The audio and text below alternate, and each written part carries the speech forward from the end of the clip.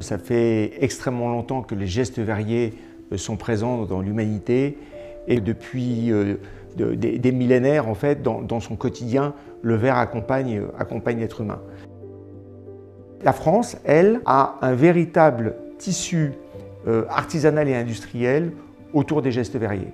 Il y a plus de 5000 verriers en France qui pratiquent quotidiennement en fait, ces gestes qui sont, je le rappelle, des gestes à chaud ou à froid. À chaud avec le formage de la pièce, à froid avec la taille ou le décor de la pièce. Et on voit chaque jour des verriers qui rejoignent les entreprises, donc avec des évolutions assez significatives en termes de nombre de personnes, voire des nouvelles entreprises qui se créent. Et donc, on voit là que c'est un tissu qui est vivant, c'est pas du tout un tissu qui se nécrose, et au contraire, qui a de beaux jours devant lui.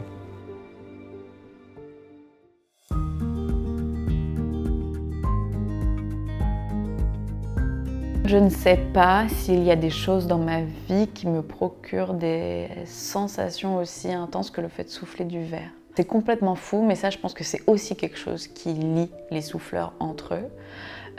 C'est quelque chose qu'on est peut-être les seuls à comprendre. Mais il y a cette attraction déjà pour le feu, pour le four, mais il y a aussi cette attraction pour le geste qui est à la fois extrêmement maîtrisé, extrêmement continu, presque à la manière d'un musicien qui aurait fait pendant des années et des années des gammes de manière à ce que certains doigtés lui paraissent automatiques. C'est un peu la même chose pour nous, pour le mouvement de rotation. On tourne la canne sans réfléchir. C'est instinctif, on a une canne dans les mains, elle tourne. Qu'il y ait du verre au bout ou pas. Mais néanmoins, on a quand même une boule de feu en mouvement à devoir dompter ou avec laquelle il faut dialoguer. Et ça, je ne sais pas s'il y a quelque chose de comparable. Parce que c'est un métier d'art où on collabore avec un matériau qui est vivant. Le matériau ne se pliera jamais à notre geste. Ce sera toujours une collaboration.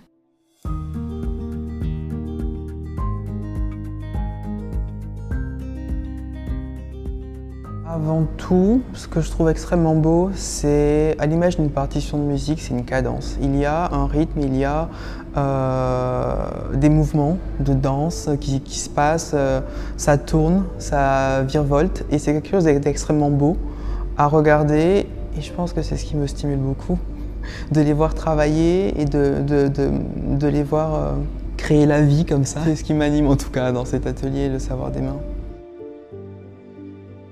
C'est quelque chose qui est magique, le verre. Vous avez, si on réfléchit, on a du sable en fait, qu'on fait chauffer, qui devient quelque chose de liquide, très chaud toujours, puisqu'on est au-dessus de 1000 degrés. Et ensuite, en refroidissant, ça durcit et le lendemain, on a quelque chose qui est luisant, qui est brillant, transparent. Donc c'est assez, la matière en elle-même est incroyable. Et quand on la travaille, c'est ça, c'est travailler cette matière qui est tout en mouvement, qu'on peut apparenter un peu à du miel. C'est un peu moins collant, mais c'est ça la matière, et puis on la travaille. Donc on a quelque chose de liquide ou mielleux, et puis on essaye de le former. C'est tout le temps une remise en question en fait, avec chaque artiste, chaque designer a un autre projet. Donc on est obligé de chercher à chaque fois comment est-ce qu'on va pouvoir faire la pièce ou l'objet dont il a envie, dont il rêve, entre guillemets. C'est tout ça qui fait que c'est magique le verre.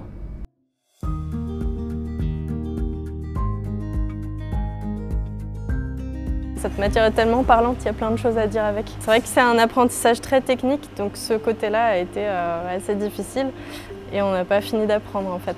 On est toujours en train d'évoluer, on se pose des questions sur comment faire une forme, il faut trouver des solutions techniques.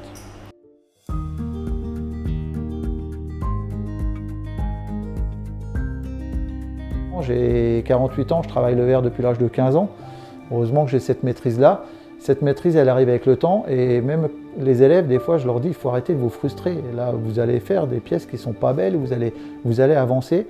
Et je dis, heureusement que vous allez faire des pièces qui ne sont pas belles. Ça veut dire que tout le monde n'est pas capable de faire notre métier. Vous n'allez pas être remplacé comme ça en un claquement de doigts.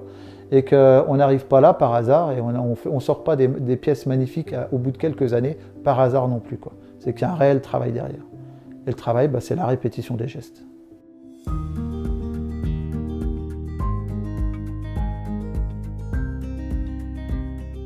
Déjà, il faut être précis, minutieux et Bon, la rigueur, forcément, il faut prendre le temps de regarder ce qu'on fait, avoir un minimum de confiance en soi pour comprendre d'où viennent les erreurs et vraiment prendre le temps de regarder, d'apprécier ce qu'on fait aussi, c'est important.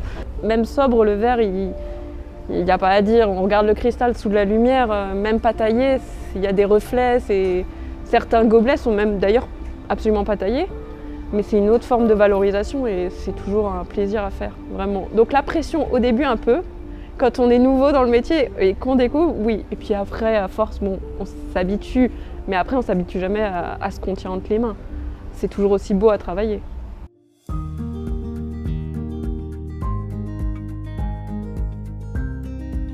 J'oscille entre la contemplation et le côté ludique cirque de jeu d'équilibriste de cette matière qui est constamment en équilibre sur la canne et aussi constamment en équilibre entre son état de soit je suis complètement liquide, soit je suis figé.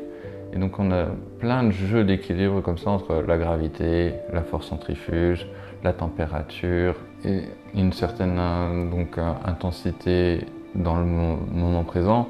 On perd complètement la notion du temps.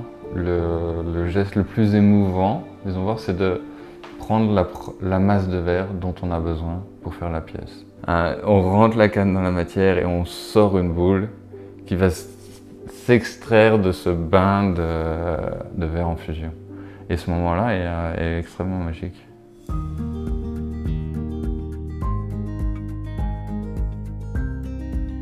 Il y a deux sortes de manchons qu'on fait. Quand on fait des grandes, le manchon final doit avoir 13 livres. Donc avec le manchon final, c'est juste le cylindre, sans parler de le verre qui le tient à la canne et tout. Donc on va dire qu'à peu près en moyenne, on traîne 10 kg de verre en mouvement en plus. C'est pas 10 kg qu'on prend comme un sac de ciment, donc c'est encore beaucoup plus dur. C'est plus dur, c'est en mouvement, il faut faire attention de rester bien régulé pour avoir les épaisseurs régulières aussi et le diamètre régulier tout de même pareil. On peut dire presque que des fois on va au bout de nous-mêmes. Il y a quand même le côté industriel où il faut qu'on sorte une certaine quantité de mètres carrés toutes les années.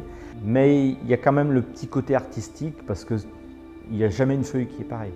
Style quand on fait des bariolés, vous pouvez regarder des bariolés, mettre les mêmes personnes sur les bariolés, il n'y en aura pas un qui se ressemblera.